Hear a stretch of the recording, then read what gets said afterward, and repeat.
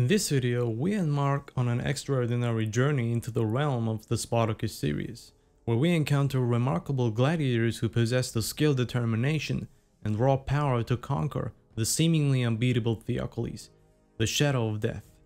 Among them, three names rise above the rest: Animeus, Spartacus, as well as Gannicus. Now, I didn't mention Crixus specifically because I don't see Crixus solely being able to beat the Shadow of Death. Even the Theokoles in the series, which was not in his peak form, was easily able to best Crixus and demolish him, as we saw in the series. That is why I don't particularly include him as a 1 versus 1 candidate to be able to beat Theokoles, just so you know. Now, prepare to be enthralled as we delve into the depths of these three remarkable warriors and their abilities, and analyze why these formidable warriors stand a chance against Theokoles in the series. Now, first and foremost, Animeus. Animeus is renowned for his unmatched combat mastery and unwavering devotion to the gladiatorial brotherhood. Animeus possesses the skill as well as discipline necessary to challenge Theokoles, especially after he became Doctori and after the years of devotion to his, honing of his skills as well as teaching it to the others. Years of relentless training and countless battles have honed his technique to near perfection, you can say, with flawless footwork, impassable timing, as well as razor-sharp focus. He can exploit any weakness in Theokoles' formidable defense, as was already seen when he was analyzing the hits he got from Theokoles during his fight in the past. He was able to easily analyze and see his mistakes, as a Doctori specifically now. But it is Animeus' indomitable spirit and unwavering sense of justice that truly sets him apart from the rest, to be honest. Fueled by the memory of fallen brothers, he fights not just for victory but for the very essence of freedom and the gladiatorial brotherhood. His unyielding determination, coupled with unparalleled skill, allows him to push his limits beyond imagination and confront Theokoles head-on this time.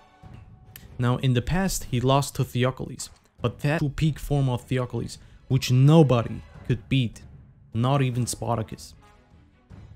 Now, we are talking about Theokoles in the series, and he fought against Spartacus and Crixus and lost against the both because of Crixus' help and Spartacus' fighting skill at that time. He has a pretty good chance of beating this Theokoles in a 1 versus 1 battle. I mean, he didn't even break a sweat beating Spartacus and Crixus in their sparring bout, and this was peak Crixus, by the way.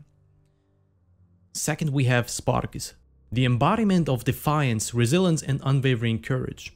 From a humble gladiator, he rises to become a symbol of hope for the oppressed, fueled by unwavering determination and insatiable thirst for vengeance against Roman oppressors for what he has suffered. In battle, Spartacus' raw power and unrelenting ferocity make him a force to be reckoned with. He combines brute strength with an uncanny ability to anticipate his opponent's moves with his intelligence, finding the smallest openings in Theokoles' seemingly impenetrable defense. Moreover, not only this, but Spartacus' unwavering charisma and natural leadership abilities inspire his fellow gladiators, granting him the strength of an entire army when facing overwhelming odds, even in a 1 versus 1 battle against Theokoles. Yet, it is his adaptability and constant evolution as a warrior, even within the fight itself, and leadership that solidifies his position as a true contender against the mighty Theokoles. I don't see Spartacus really losing, to be honest. Spartacus cannot lose. He was a one-man army, basically, and there was one fight that showed that Spartacus is easily able to best someone thrice his size, and that was Sidulus. And there's a fun fact, by the way. Sidulus from Season 2 Vengeance, who Spartacus cut in half in 3 seconds, was also the actor for The Mountain. One of the actors, the first one, in Game of Thrones within the first season. So this was basically the same size, and we can take this comparison to the Theokoles fight, because Theokoles is also thrice the size and about as big as The Mountain.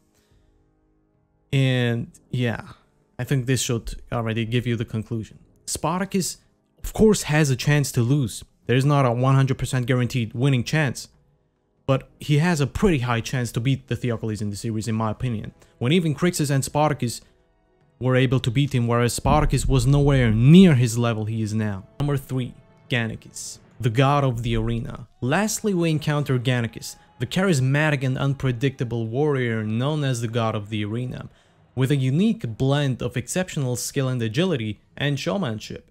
Gannicus stands apart from his fellow gladiators. His lightning-fast reflexes and fluid fighting style make him a formidable challenge for any opponent, including Theokoles. In battle, Gannicus' unpredictability becomes a double-edged sword for his adversaries and opponents. Seamlessly transitioning between offense and defense, he blends deadly strikes with mesmerizing acrobatics, leaving even the most seasoned opponents off balance. Gannicus is one to exploit any gaps in Theokoles' defense because he just has the talent as well as the skill for it.